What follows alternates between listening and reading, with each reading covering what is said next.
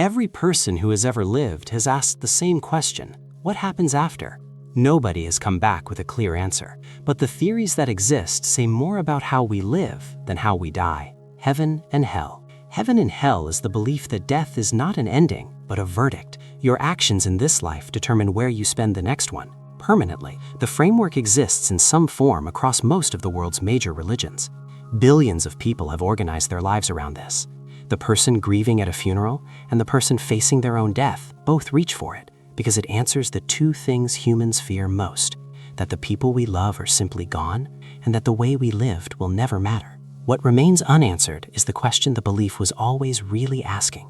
Not is there a heaven, but does anything I do actually matter? The theory keeps that question alive. The oldest promise ever made to a human being is still the one most people are still deciding whether to believe. Reincarnation. Reincarnation is the belief that the soul does not end at death. It continues, moving through different bodies, different lives, different lessons, until whatever it came here to learn has been completed. People who hold this belief describe their current life as one chapter in something much longer. In cultures where reincarnation is the default framework, death is understood as transition, not ending. Science does not confirm reincarnation. It does produce cases it cannot cleanly explain. Children who describe verifiable details of lives they could not have learned.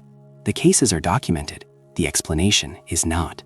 People who encounter this hold their current life more lightly. The urgency softens when the story is longer than one lifetime. You are not the first version of yourself. You may not be the last. Near-death experiences. Near-death experiences are the accounts of people who were clinically dead and returned. The tunnel, the light, the life review, the border, the return that felt, to many of them, like loss rather than rescue. What people report is structurally consistent across cultures and centuries. Children report encounters with relatives they had never met, confirmed from photographs. Blind patients describe visual details of their resuscitation they had no biological architecture to perceive. Science proposes oxygen deprivation, REM intrusion, endorphin floods, temporal lobe activation. Each explanation accounts for part of the experience. None accounts for the verified information. None explains why a hallucinating brain would produce accurate data about the room it was hallucinating in. What remains unanswered is whether consciousness requires the brain to function, or whether the brain is simply where consciousness was located before it had somewhere else to be. Almost nobody who has a near-death experience fears death afterwards. Whatever they encountered did not feel like the end.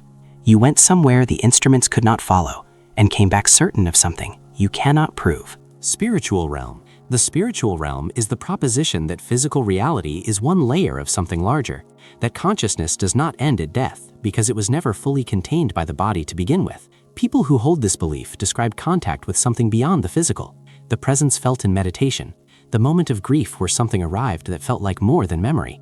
These experiences are reported across every culture that has ever existed.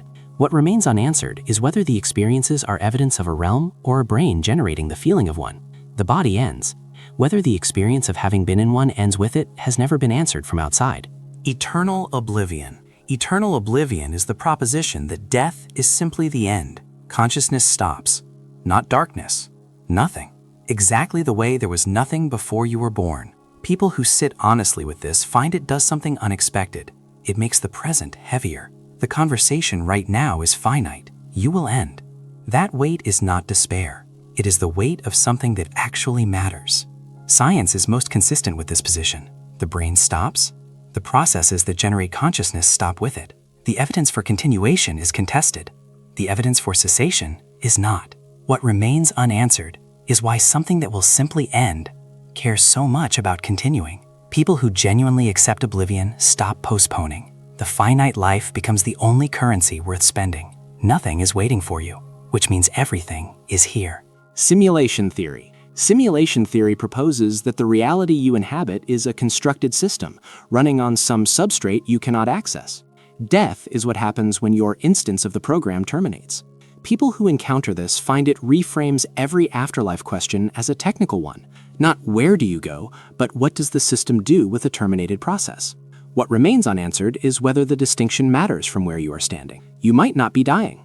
You might just be logging off. Quantum immortality. Quantum immortality proposes that you never subjectively experience your own death. In every branch where you die, you are not there to experience it. You only find yourself in the branch where you survived. People who encounter this idea find it simultaneously comforting and deeply isolating. The comfort is that death, from your own perspective, is impossible. The isolation is that the people around you don't share that immortality. From your perspective, you continue. From theirs, you can still end. Science takes the many worlds interpretation seriously as a quantum framework. Whether it applies to consciousness and personal identity in the way the theory requires is a question physics has not resolved. You cannot die from where you are standing. You can only watch everything else end. Consciousness upload. Consciousness upload is the only theory on this list that humans are actively building. The premise is that the mind is information that can be preserved after the hardware fails. People working toward this believe that identity is pattern, not substrate. That what makes you you is the specific configuration of memories, connections, and processes that the brain hosts. Copy the pattern, and you copy the person. Death becomes a migration problem. What remains unanswered is the question the theory cannot escape. Is the upload you, or someone who believes they are you while the original is still gone? People who take this seriously think differently about identity itself, about what the self actually is. You will be remembered perfectly. Whether you will be there to know it is the question the engineers have not answered yet. Every theory was built to answer the same question, and none of them answer it completely. What they reveal instead is what the people who built them were afraid of losing: judgment, meaning, each other, themselves. The question of what happens after death is really a question about what you believe this life is for. And that question, unlike the one about what comes next, is one you can actually do something about. Go to the Community tab and vote. What do you want me to cover next? A. Every stage of a near-death experience explained. B. Every scientific explanation for near-death experiences explained. C. Every transformation people report after near-death experiences explained. If the algorithm actually wanted more people asking the questions that matter, it would make the subscribe button glow. I'm collecting donations in the form of subscriptions to fund the next video. You know what to do.